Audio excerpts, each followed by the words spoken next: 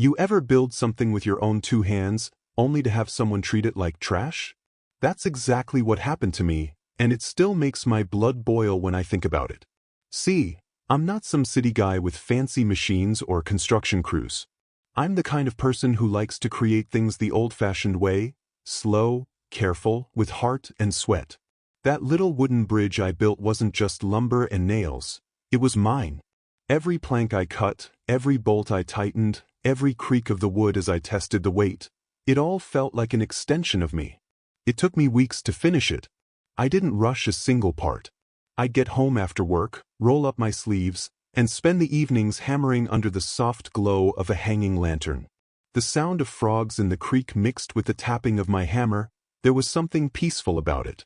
By the time I was done, it wasn't just a bridge, it was a connection between parts of my land that had felt separate for years. It crossed a narrow little creek, just wide enough that jumping across was risky, and deep enough that you didn't want to fall in. The water ran clean and clear, like a ribbon of glass winding through the trees.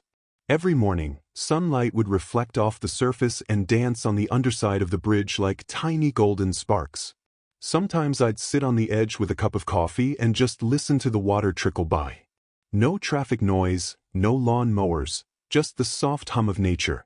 That bridge connected my workshop to my driveway. And my workshop, that's my favorite place on earth. It's a little red barn I fixed up years ago, full of sawdust, half-finished projects, and the smell of pine wood and oil. That bridge meant I could move between my home and my workshop without hiking around the creek every time I needed a tool or a piece of wood. It wasn't just convenient, it was symbolic. It was peace, stability, and independence, all wrapped up in a few beams of cedar. And it was beautiful. I stained the planks a rich golden brown, then lined the sides with simple rope railings that gave it that rustic charm. A few wildflowers even started growing along the banks, framing it naturally. Friends who visited would always say, "Man, this looks straight out of a countryside postcard." I'd smile and say, "It's my little slice of calm." It really was. Every time life felt a bit too chaotic, I'd wander out there, sit on the bridge, and let the world slow down. The sound of the creek, the whisper of the leaves overhead, it reminded me why I'd left city life behind in the first place. And for a while it was perfect. My neighbors were kind, the area was quiet, and no one bothered me. People respected each other's space, until she arrived. Karen. If you've ever dealt with an HOA Karen, you already know the type. But if you haven't, imagine the most self-important, rule-obsessed, clipboard-carrying person you can, and then multiply that by 10. She wasn't just any neighbor. She was the self-appointed queen of the entire subdivision. The first time I saw her, she was marching down the street in a spotless beige outfit, sunglasses on, hair perfectly stiff like it hadn't moved in a decade. In one hand, a stainless steel water bottle. In the other, a clipboard with laminated papers, tabs, and sticky notes poking out. She introduced herself with a smile that didn't reach her eyes. "Hi, I'm Karen, the president of the HOA." She said it like she was introducing royalty. I shook her hand and said, "Nice to meet you. I'm actually just outside the HOA boundary, but welcome to the neighborhood." That's when I saw it, that flicker in her eyes. The kind that said she didn't like hearing the word outside. "Oh, well," she said with a forced laugh, "we like to think of everyone in the area as part of our community." Translation: I will find a way to control you too. At first, it was small things. She'd send flyers about HOA meetings, even though I wasn't a member. Then she started dropping off friendly reminders about community standards, like mowing schedules, fence heights, and even paint color suggestions. I just tossed them in the trash. But Karen wasn't the kind of person to take a hint. No, she was the kind of neighbor who'd rather make your life miserable than admit she couldn't boss you around. And soon enough, she started taking a special interest in my property, especially my bridge. She'd walk her dog down the road, pause by the creek, and stare at it like she was inspecting a crime scene. Once, I even caught her taking pictures of it on her phone. "Beautiful, isn't it?" I called out. She startled, smiled awkwardly, and said, "Yes, though I'm not sure it meets safety regulations for community structures." "Good thing it's not a community structure," I replied, trying to keep it light. But her tone said it all. She didn't see that bridge as mine. She saw it as something she could control. Over the next few weeks, she kept pushing boundaries. One day, she stopped me on my driveway. "You know, we've been having trouble with construction vehicles getting to the backlots," she said, as if casually chatting about the weather. "Your little bridge could be very useful for access." I raised an eyebrow. "You mean my private bridge? Across my private creek?" She nodded with that same fake politeness. "Oh, it's just temporary. I'll make sure they're careful. Be a good neighbor, okay?" I told her flat out no. I even showed her the property lines, but Karen didn't care about boundaries. And that was the beginning of the storm. Because when Karen couldn't get permission, she just took it anyway. The next morning, I woke up to a deep rumbling sound, like thunder rolling through the ground. My coffee cup rattled on the table. At first, I thought it was an earthquake, until I looked outside and saw it. A massive cement truck, easily 20 tons, was rolling across my little wooden bridge. My heart dropped. That bridge wasn't meant for heavy machinery. It was meant for small loads, maybe my ATV or a lawn tractor. But a cement truck? That thing weighed more than my house. I ran out shouting, waving my arms. The driver yelled back. Karen said it was fine. By the time I reached the creek, I heard it, the sound I'll never forget. The wood groaned and bowed under the weight. A plank snapped clean in half. My beautiful bridge, the one I'd built with my own 2 hands, was splitting apart. And standing there on the other side of the creek, clipboard in hand, was Karen. Her sunglasses reflected the damage, and for a second I thought maybe, just maybe, she'd look sorry. Instead, she said, "Oh, don't be dramatic. It's just wood. I'll have someone look at it later." That's when I realized something. She didn't just disrespect my property. She disrespected me. And I made a promise to myself right then and there. Karen was about to learn that when you mess with a man's peace, sometimes, that man builds more than just bridges. He builds traps. Karen wasn't just a neighbor, she was a force of chaos with a clipboard. After the cement truck disaster, I thought maybe she'd back off. Maybe she'd feel some guilt or realize she'd crossed a line. But nope. Karen didn't know how to back off. If anything, she took my anger as some sort of challenge. A week later, she was back on her morning patrol, walking up and down the street like a self-appointed sheriff. She always had that same outfit, beige sweater, matching visor, and spotless white sneakers that somehow never touched dirt. Her dog, a yappy little Pomeranian named Princess, would bark at everything that moved, squirrels, mailboxes, even its own reflection. And every time she passed my property, she'd stop at the edge of my driveway, hands on hips, pretending to inspect something. I knew what she was doing. She was looking for leverage. Then came the letter. It showed up in my mailbox, stamped with the HOA logo even though I wasn't a member. The top line read, "Notice of non-compliance with community guidelines." I laughed out loud. The letter said my bridge was a potential safety hazard and needed to be reviewed by the HOA Safety Committee. It even listed fines, if I didn't comply within 30 days. That was the day I stopped trying to play nice. I called the HOA office directly. The secretary sounded nervous when she picked up. Yes, Mr. Miller, we don't actually have jurisdiction over your property. Karen probably overstepped." I interrupted.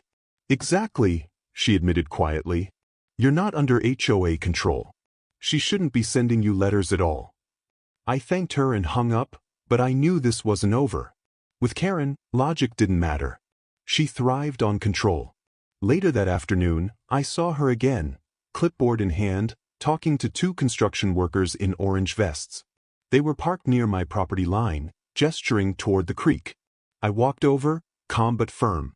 "What's going on here?" I asked. Karen turned around, all smiles. "Oh, we're just finishing the landscaping near the backlots. The trucks will need to cross your bridge again for a few days." I stared at her. After what happened last time, no chance. Her smile didn't fade. "Don't be difficult. The board already approved the route." "The board doesn't own my land," I snapped. The workers looked uncomfortable. One of them whispered, "Ma'am, he's saying it's private property." Karen waved her hand dismissively. It's fine. He doesn't understand how HOA boundaries work. I stepped closer. Oh, I understand perfectly. And if one more truck touches my bridge, I'll be calling the sheriff. Her jaw tightened. That fake polite tone cracked for a split second, and I saw it. The real Karen underneath. The one who hated being told, no. Fine, she said coldly. But don't come crying to me when your little bridge causes problems for the community. That was it. No apology. No accountability. Just another power play. But something in her tone told me this wasn't over. And I was right. The next morning at around 7 a.m., I woke up to that same familiar rumble. I rushed outside, and sure enough, another cement truck was creeping toward my bridge. This one was even bigger. I waved my arms, yelling for it to stop. The driver leaned out the window. Karen said you gave permission. Oh, she did, huh? By the time I got close enough to shout again, the truck stopped short of the bridge, thank God, but the damage was done. My blood pressure was through the roof, and Karen was standing there on her phone, pretending to talk to someone important. You can't block construction access, she barked. Access to what, Karen? My backyard. She didn't respond. She just spun around, heels crunching in the gravel, muttering something about uncooperative neighbors. That night, I sat at my kitchen table, staring at my bridge through the window. The moonlight hit the water just right, casting ripples of silver. It used to calm me. Now, it just reminded me of her smug face. I realized something. Karen wasn't just inconsiderate. She was dangerous. She didn't care about rules, boundaries, or property lines. She believed she was the law. So I decided if she wanted a battle, she was going to get one. But I wasn't going to fight her with yelling or threats. No, that's what she expected.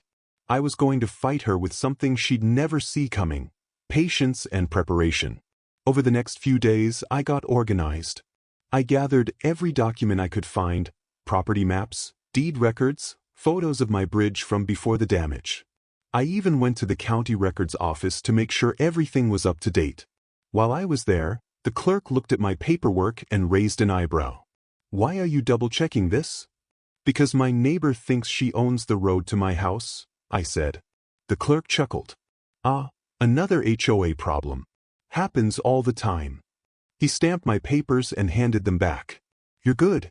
That creek, bridge, and access path are entirely yours. Perfect. Now I had proof. But I wanted more than just legal ammo. I wanted leverage. Something that would make Karen stop once and for all. So I started upgrading my bridge. At first, I fixed the damage from the last truck, making it look brand new. But underneath, I added a little engineering trick of my own, something subtle. I built a removable section in the center, held in place by a hidden locking pin. It looked solid, but under heavy weight, it would give way just enough to cause a very expensive problem. I wasn't trying to hurt anyone. I just wanted to make sure no truck ever tried crossing it again. And as I worked, I couldn't help but grin. Every hammer strike echoed like poetic justice. The bridge looked innocent, harmless. But if Karen tried her little stunt again, let's just say she'd have the shock of her life. It started with a sound. That deep, low, stomach-twisting rumble that makes the windows vibrate and the birds scatter from the trees. The kind of sound you feel before you even hear it. I knew it instantly. Another heavy truck. I set down my coffee, took a deep breath, and looked out my window toward the creek. My heart dropped. There it was again, a cement truck. Bigger than the last one, shining in the morning sun like some mechanical beast, crawling its way toward my little wooden bridge. At first, I thought maybe the driver was lost. Maybe they'd turn around. But no, the truck slowed at the edge of the bridge, lined up its wheels, and started inching forward like it had every right to be there. And right beside it, directing traffic like she was running a construction site, was Karen. Clipboard in hand, reflective vest on, barking orders at the driver like she owned the place. I stormed out of my house so fast I nearly tripped on the porch steps. Hey! I shouted across the yard, waving my arms. What the hell do you think you're doing? Karen didn't even flinch. She turned her head, gave me that smug little half smile, and said, Relax. They're just crossing real quick. We're working on a community project. Community project? Karen, this is my land. She tilted her head. Well, technically. Don't even start with technically. I cut her off. But before I could say more, I heard it. That sound no builder ever wants to hear. Creak, snapped. The boards groaned under the truck's weight. I could see the middle of the bridge bowing downward, the ropes along the side tightening like strings about to pop. The driver slammed the brakes. The entire vehicle shuddered to a stop halfway across the creek. The look on the driver's face said it all. Panic. He rolled down his window and shouted, "Lady, this bridge ain't rated for my truck." Karen waved him off. "It's fine. Keep going, you're almost across."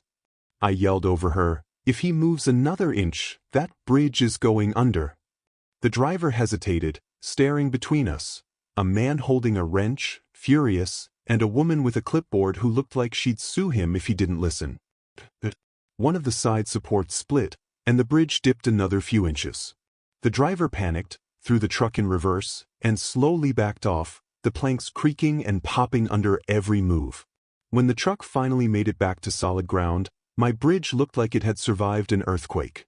One support beam was split clean down the middle, and half the railing hung loose, swaying gently over the creek. I walked over, inspecting the damage, my hands shaking with anger. The air smelled like diesel and wetwood. My little slice of calm, ruined. Karen stood there, hands on her hips, acting like I was the problem. "Oh, don't be dramatic," she said with a sigh. "It's just a few broken boards. I'll have someone take a look at it later." "You'll have someone take a look? Karen, this is my property.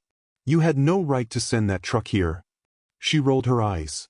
"The community needs that access for construction. It's for everyone's benefit." "No, Karen," I snapped, pointing at the ground. "This isn't your community. This is my land. You see this creek? You see this bridge? You don't get to touch it." She crossed her arms. "Well, maybe if you joined the HOA, we could have handled this more cooperatively." That line. That smug, condescending line. It took every bit of restraint not to lose it right there. "Instead," I said calmly, "if one more truck crosses that bridge, I'll have your HOA fined for trespassing and property damage."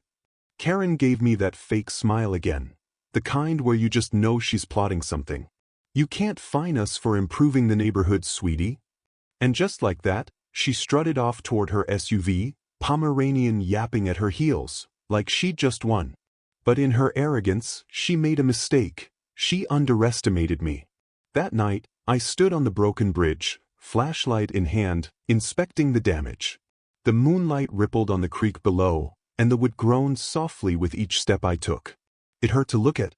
I'd poured my time, energy, and care into this thing, and in one morning, Karen had nearly destroyed it because she couldn't stand not being in control. But as I stood there, something shifted inside me. The anger started cooling, not fading but focusing. If Karen wanted to play games, fine. I'd play too. But I wouldn't just yell or threaten or call the cops again. That wouldn't stop her. I needed to teach her a lesson. A lesson she'd never forget. So the next morning, I got to work. I spent the whole weekend repairing the damage, replacing planks, tightening bolts, sanding the edges smooth again. To anyone watching, it looked like I was just fixing what was broken. But what I was really doing was engineering justice. Right in the center of the bridge, I made a few adjustments. I added a new section of boards that looked completely normal from above. Same color, same texture, same spacing. But underneath? I left a gap and installed a release latch hidden just below the side railing. Pull that latch, and suddenly the middle section wasn't attached to the supports anymore. It would hold fine under light weight. A person, a bicycle, maybe even a small ATV. But a 20-ton cement truck? Not a chance. And just in case Karen decided to play victim later, I installed a motion-activated camera hidden in a nearby tree, angled perfectly toward the bridge. I'd have proof of everything. By Sunday evening, I stood back and looked at my handiwork. The bridge looked perfect again, even better than before. But now it had a secret. The trap. One that wasn't meant to hurt anyone, just to make sure they'd never try this again. As the sun dipped below the trees and the creek shimmered orange in the fading light, I couldn't help but smile. "Go ahead, Karen," I muttered. "Send your trucks again. I dare you." I woke up that morning with a calm I hadn't felt in weeks, the kind of calm that comes after you've done the hard work and know the pieces are finally in place. The bridge looked ordinary from my porch, the same golden planks, the rope railings swaying lightly, sunlight skipping off the creek like 1,000 tiny mirrors. To anyone passing by, nothing was different. To me, it was a loaded promise. Around 8 a.m., the familiar deep rumble rolled down the lane. My stomach did a small, inevitable flip. I didn't hurry this time. I brewed coffee, walked out to the porch, and watched.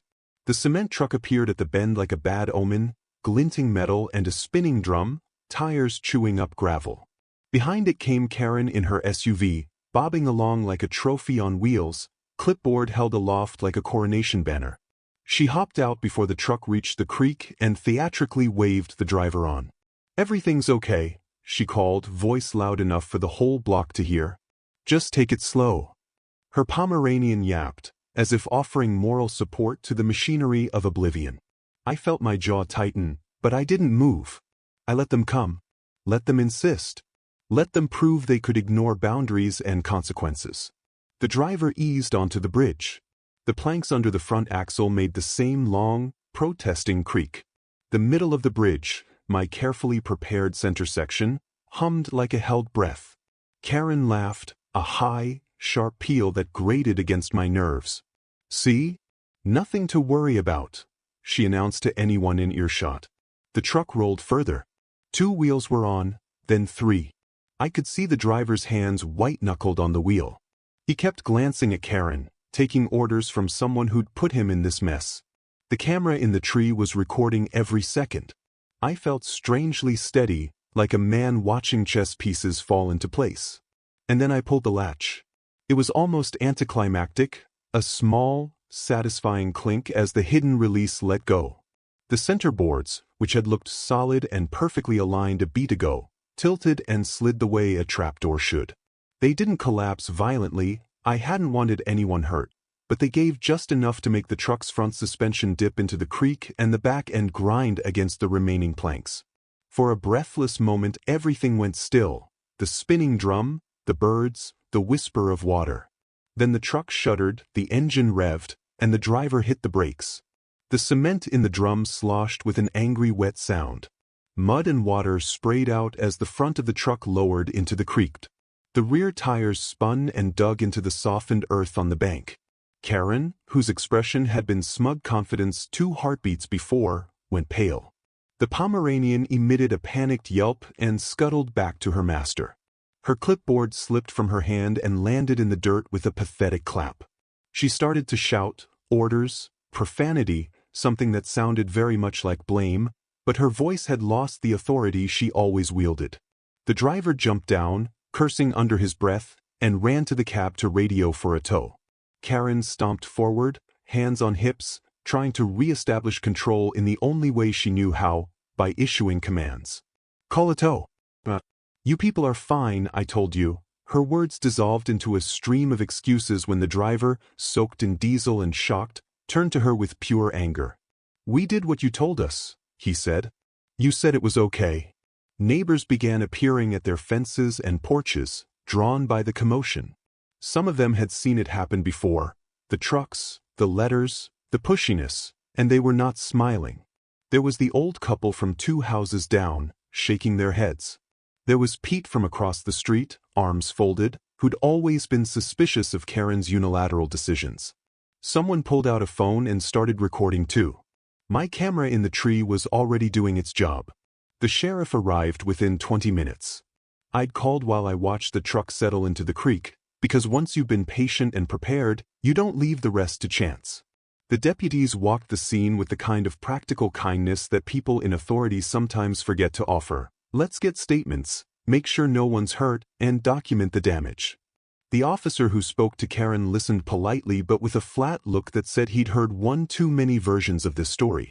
She tried the old lines, community access, urgent improvements, misunderstanding, but the officer had my deed and the county's map in his hands and my motion-activated footage playing on a phone.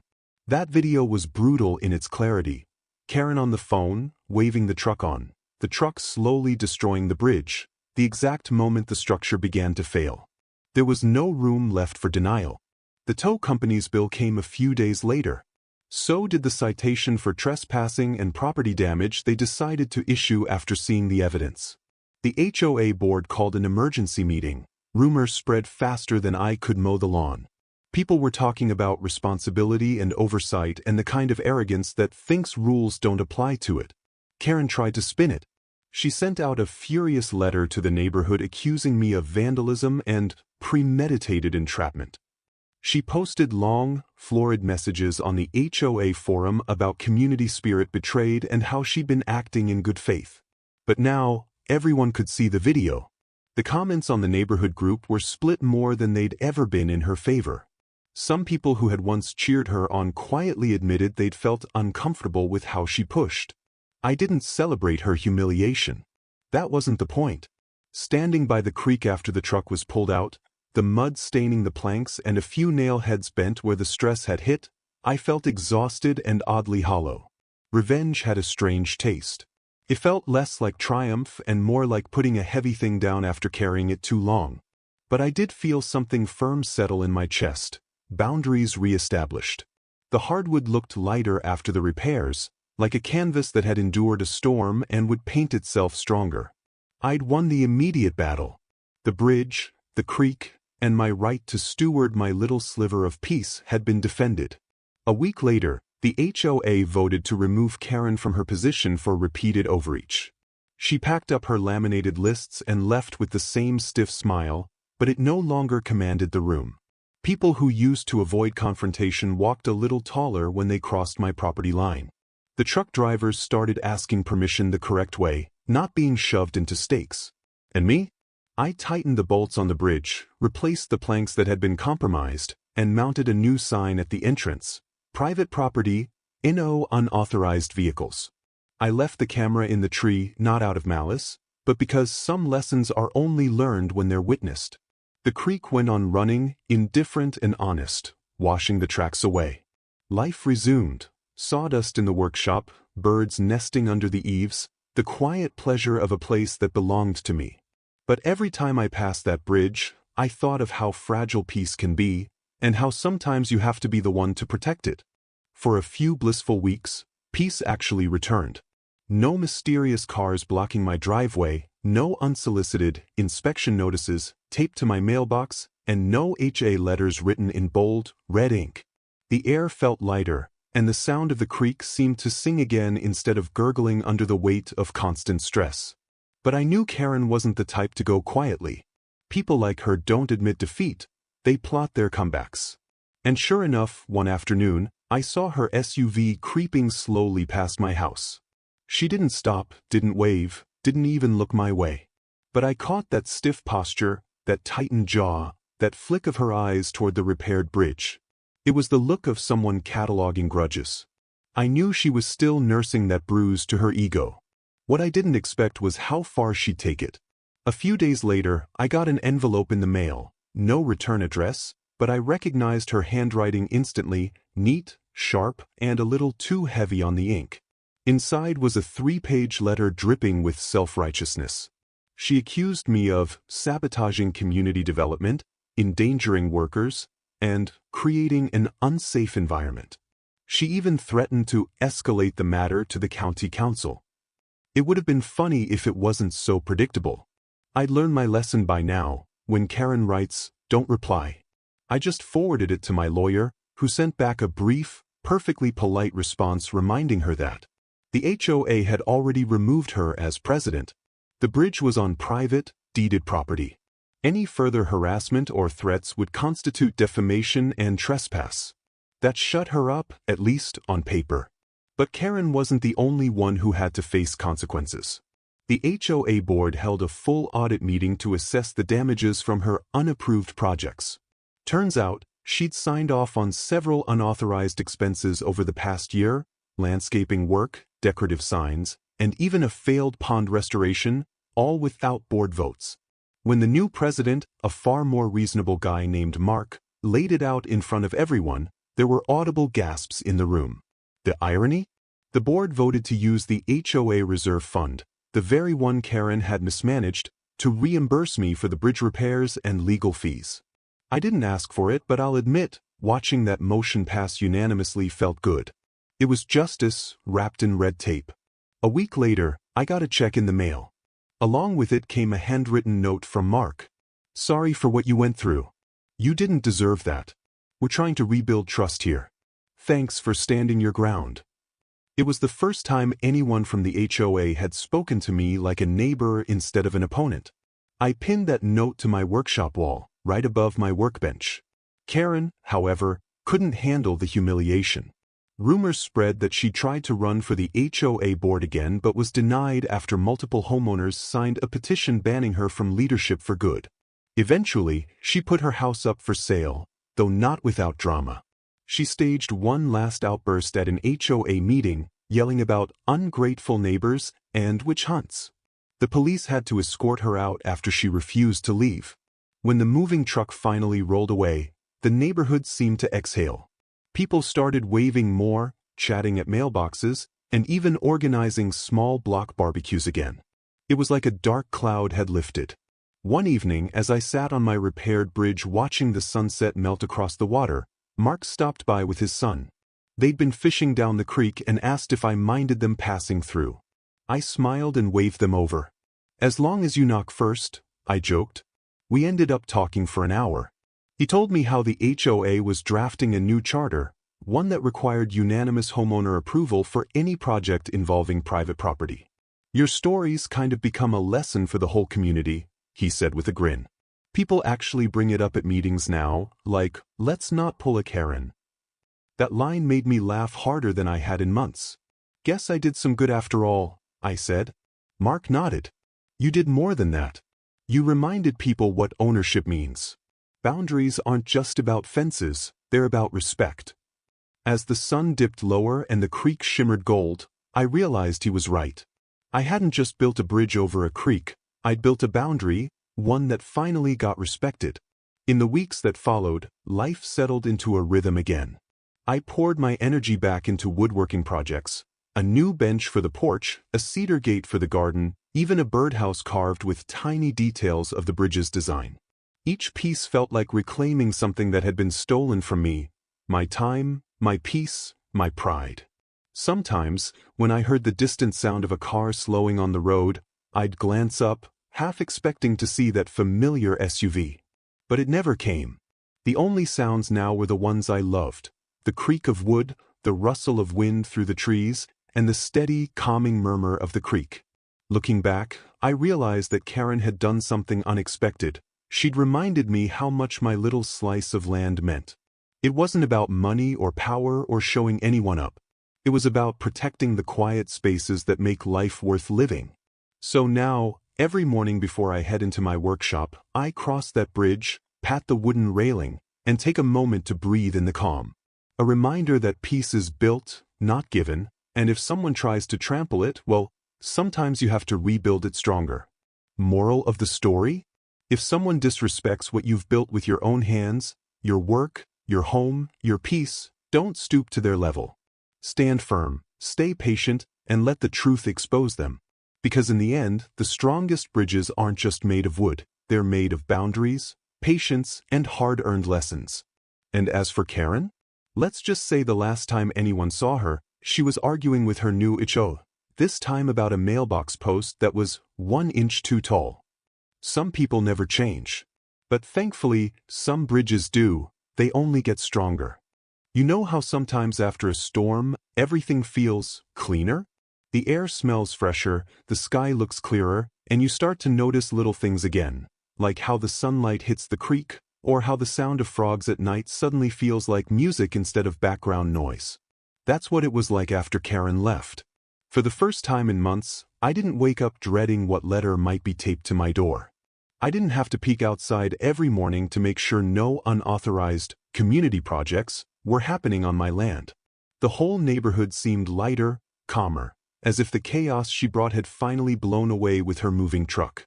A few weeks after she moved, I invited a couple of neighbors over for a small get-together, something I hadn't done since all this started. There was Tom, who lived across the creek, Martha, who baked the best lemon pie this side of the county, and even Mark, the new HOA president who'd actually turned out to be a decent guy. We grilled burgers, shared a few laughs, and talked about how the neighborhood was finally becoming a community again. Martha even joked, "I almost forgot what it's like to have a barbecue without someone filing a noise complaint." We all laughed, but we knew exactly who she meant. Later that evening, as everyone left, Mark hung back for a moment. He looked out toward the bridge, the soft orange glow of sunset reflecting off the water. "She really did a number on you, didn't she?" he said quietly. I nodded. "Yeah. But it's funny, if she hadn't, I probably wouldn't have stood up for myself the way I did." He smiled.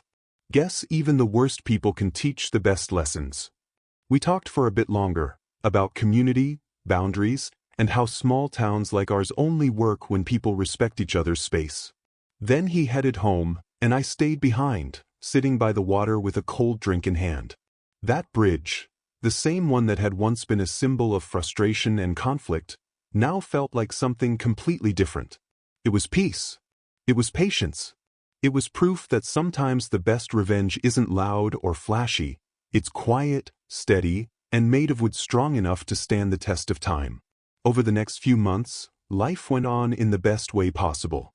The creek stayed clear, the grass grew tall and green, and the birds came back. I started waking up early again just to hear the sound of the water rushing under the bridge. That soft, steady murmur had become my favorite sound in the world. One morning, as I was out sanding a new bench for my porch, I heard footsteps behind me. It was a delivery guy, new in town, looking a bit lost. "Hey, is this the place with the famous bridge?" he asked, scratching his head. I laughed. "Famous might be a stretch. But yeah, that's it over there." He grinned. "Oh, I've heard stories. The HO bridge lady, right?" I couldn't help but laugh again. That's one way to put it. Apparently, word had spread beyond our neighborhood. People were telling the story of the bridge battle, how one stubborn homeowner stood up to an overbearing HOA president and won. It had become local legend, told over coffee, barbecues, and late-night porch chats. At first, I didn't know how to feel about that. But the more I thought about it, the prouder I became. Not because I'd embarrassed Karen, but because I'd reminded people that property lines aren't just about land, they're about personal peace. Still, there was one last thing I wanted to do. I spent an entire weekend building a new sign to place near the bridge. I carved it out of cedar, polished it until it shined, and burned the letters in carefully with a wood burner. Private bridge, built with patience, protected with pride. Underneath, in smaller print, I added, "Respect what isn't yours." When it was done, I planted it right by the path leading to the creek. Every time someone passed by, they'd see it, a gentle reminder that respect goes both ways. And maybe, just maybe, Karen would see it one day if she ever came back. Weeks turned into months, and the seasons started to change. The leaves turned gold and drifted into the creek, the mornings grew cool and crisp, and the nights were filled with the sound of crickets. Every now and then, I'd find myself smiling for no reason, because peace had finally become the norm again. I even started helping Mark and a few neighbors with small projects around the area, fixing fences, cleaning up the community park, painting benches. Not because I had to, but because it felt good to be part of something again. This time, it was cooperation, not control.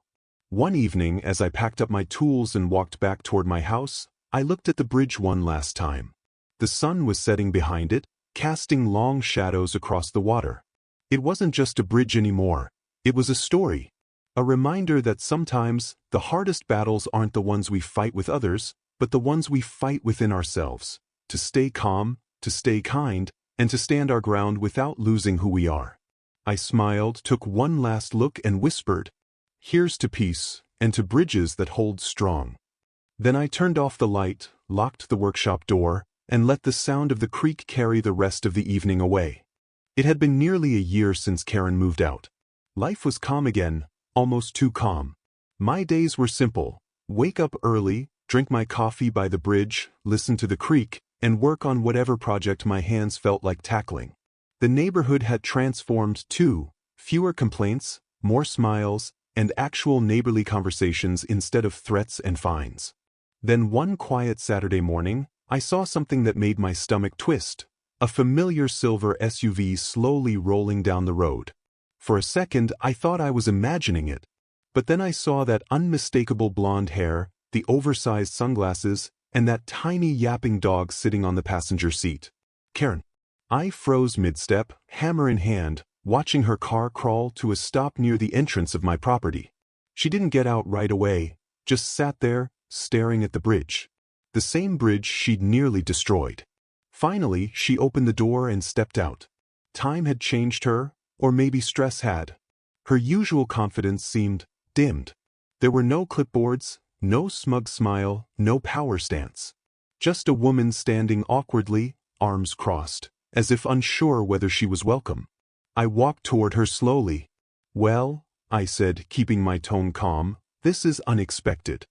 She hesitated, looking at the bridge again before speaking. "It looks good. Better than before." "Yeah," I said evenly. It held up.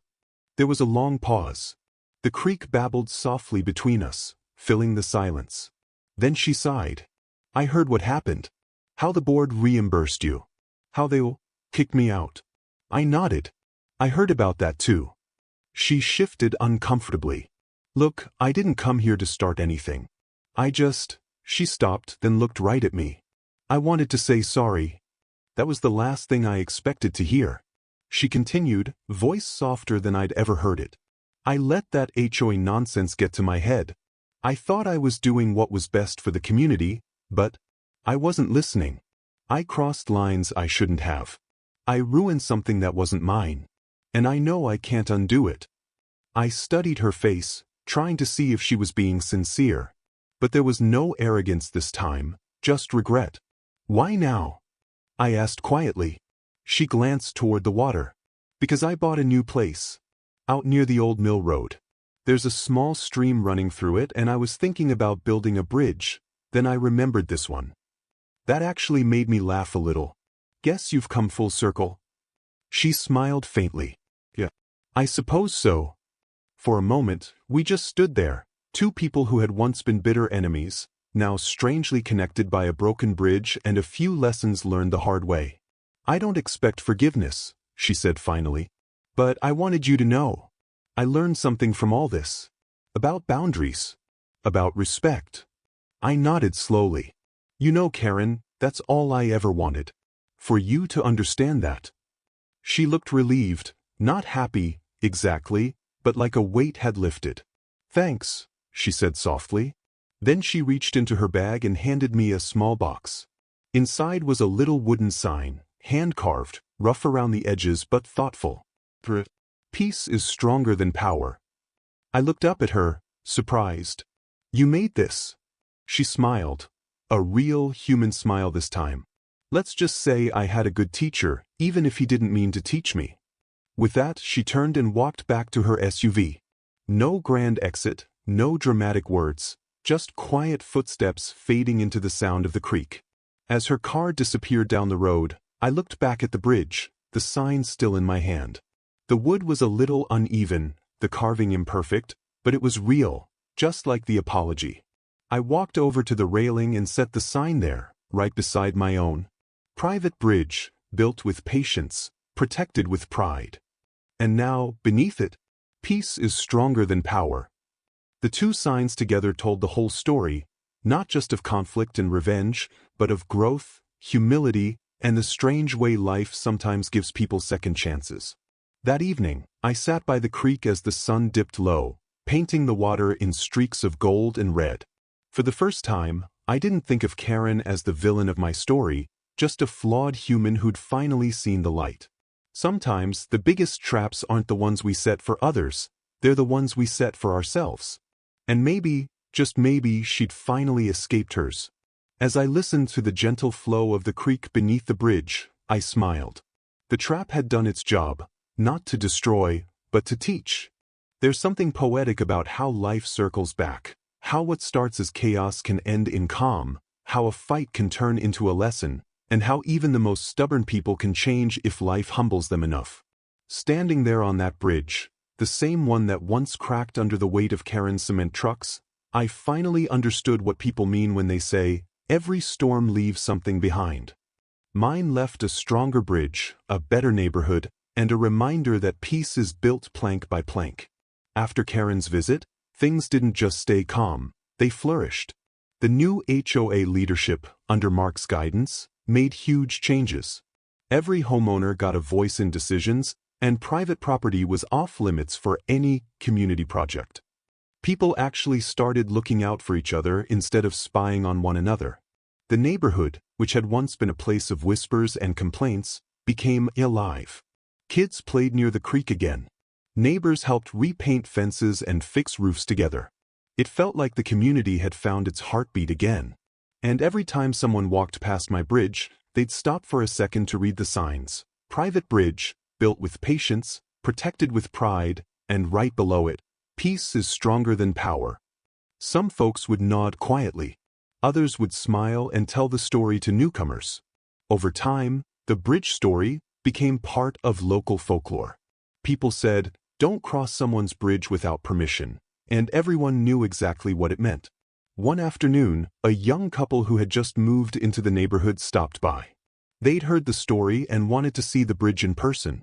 The husband laughed and said, "Man, I can't believe you actually built a trap for a cement truck." I chuckled.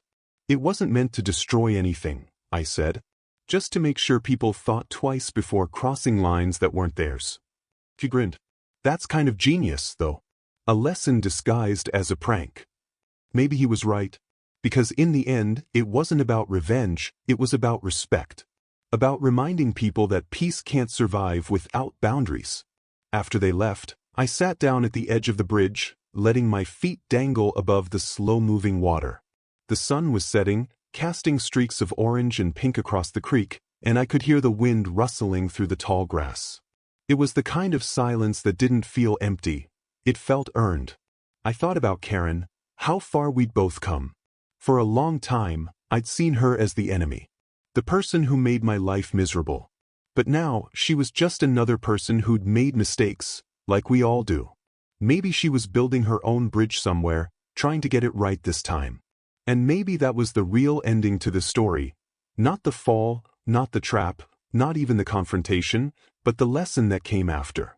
Because when you build something with your hands, whether it's a bridge, a home, or a life, you protect it, not just from others, but from the parts of yourself that want to lash out when someone wrongs you. That bridge taught me patience. It taught me restraint. And strangely enough, it even taught me forgiveness. So now, every time I cross it, coffee in hand, morning light bouncing off the water, I smile and pat the railing like an old friend. That bridge used to be a battleground. Now it's a reminder. A reminder that peace isn't something you find, it's something you build. And sometimes, to protect it, you just have to set the right kind of trap. Not one that catches people, but one that catches lessons. So, the next time someone disrespects what you've built, whether it's your home, your peace, or your boundaries, don't fight fire with fire. Stay calm. Stand firm. And remember, strong bridges don't break under pressure, they just reveal who's not meant to cross them.